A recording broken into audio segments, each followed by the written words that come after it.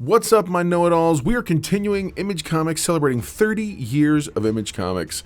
Specifically, we're looking at Cyberforce #1. So, back in the day, the guys who all put together Image Comics were some of the best comic book artists in the world. I had first seen Marc Silvestri's work and some early X-Men material. We're looking at the 10 Men of War, Part 1 of 4. This was the original 4-part miniseries that got Cyberforce kicked off. And it featured Marc Silvestri as the artist, Eric Silvestri as the writer, Mark Heisler lettering, Joe Chiodo doing colors, Cynthia Sullivan was the editor, and of course Oli Optics was doing the color separations at the time, which was what gave them such incredible color for the medium at the time. I'm pretty excited to be going through this. Let's get into it.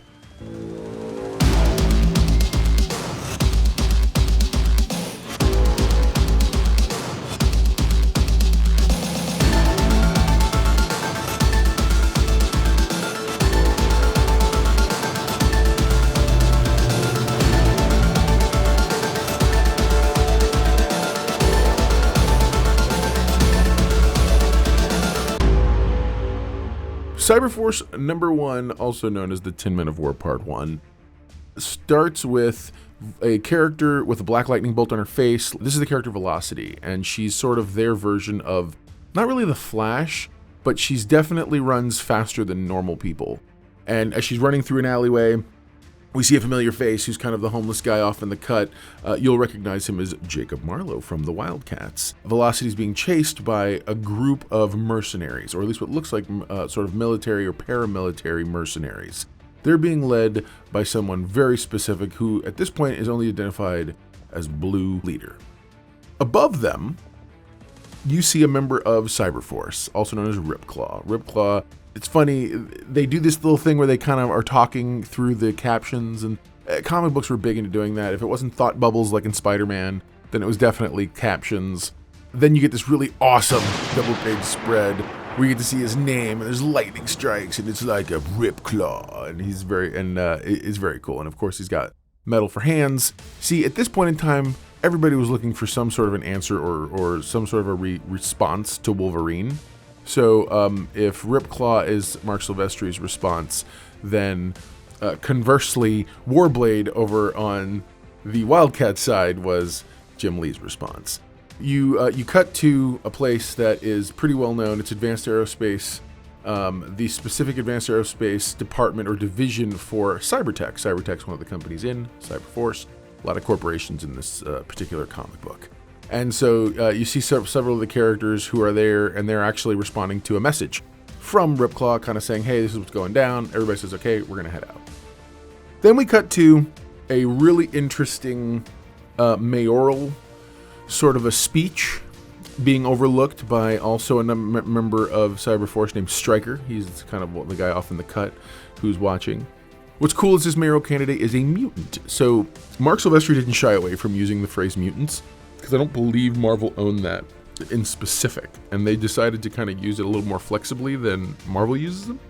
So mutants are very much a part of our society, and unlike the Marvel universe where you're constantly hiding, they're out there. They're out, like, I would say they're running for different offices and doing their best they can to kind of let everybody know, hey, we're here, we want to be a part of it.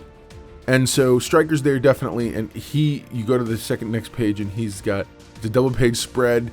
He's got 4 arms, 3 of which are on one side. And later on, there's some backstory in later issues where you actually find out a little bit more about how that happened, that particular mutation. But either way, he's there and he does his Stryker thing. And of course, the gunman tries to get away, and sure enough, there's Cyblade. Cyblade is Marc Silvestri's discount Psylocke. Now, she does eventually grow to be bigger than this, but for this point in time, that's what she was. She was essentially Psylocke. Again, all of this is really setting the stage, so there's not a whole lot of deep storytelling at the moment going on, other than the fact that Cybertech and this other company called Cyberdata are at odds. Now, they both have cybernetic enhanced mercenaries who work for them.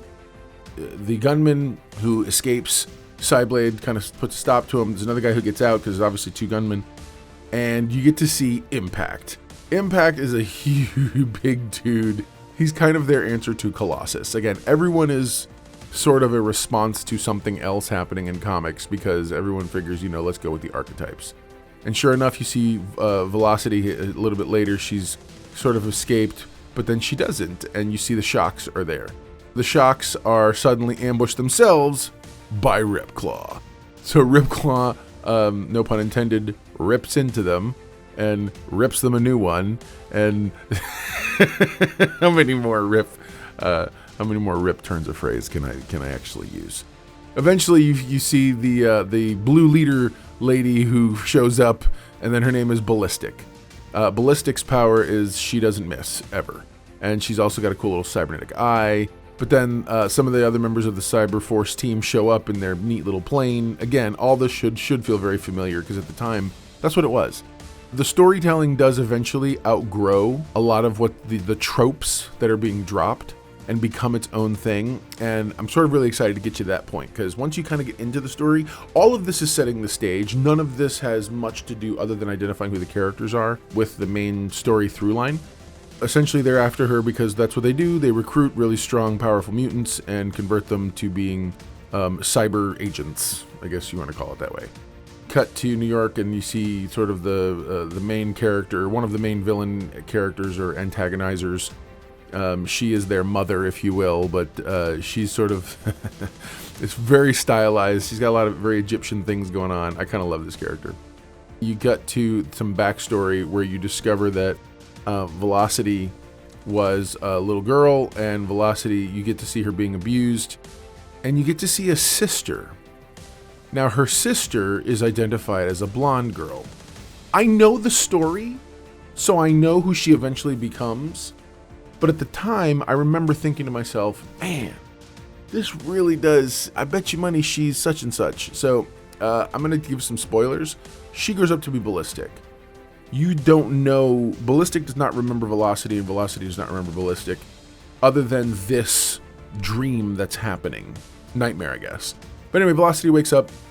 She's at the home of some of the characters we saw earlier. She meets Timmie. Timmie's a little android boy. And then you get to see a familiar face on the news, which is really awesome. And it's the same, again, keeping that in-world, in-universe continuity, which I'm a big fan of. They walk her through, you get to see Timmie's other toys. And that's where she finds out that Timmie's actually an android. And then ultimately, proximity sensors go off. And then they are attacked. And there's an ambush.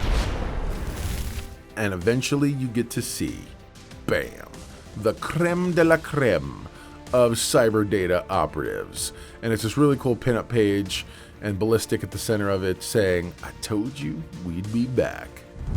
So there you go. Now you know. And if knowing is half the battle, you're halfway to being a know-it-all yourself. Subscribe, click the little bell icon to be notified when new content drops. We will be continuing this story as we continue this entire year celebrating Image Comics. Take care, everybody. Don't forget, everyone loves a know-it-all.